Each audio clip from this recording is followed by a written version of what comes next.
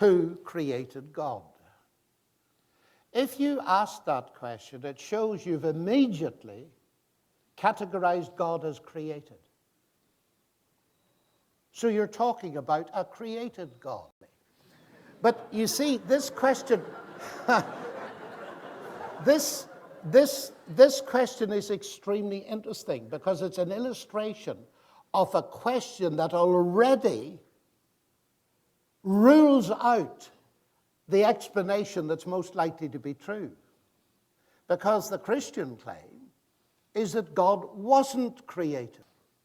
So the central Christian claim is, and in Judaism and Islam, of course, equally, is that God is eternal. So the question, by definition, doesn't even apply to him. And that's immensely important.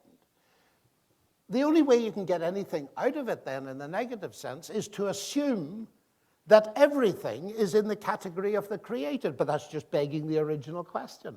And the Greeks were interested in it, and that's why John's gospel starts with those words. In the beginning, the Word already was, and then it says, all things came to be through him. The Greeks were interested in the question of two categories: the things that came to be, the created things, and the things that already were. And the question resolves down to this: is there a thing or a being that never came to be? And that is the Christian claim, and he's called God. But there's a little codicil to this, you see.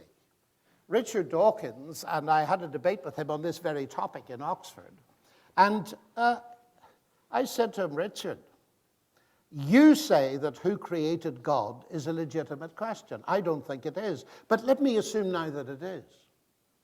You believe that the universe created you. So I beg leave now to ask you, using your own question, who created your creator?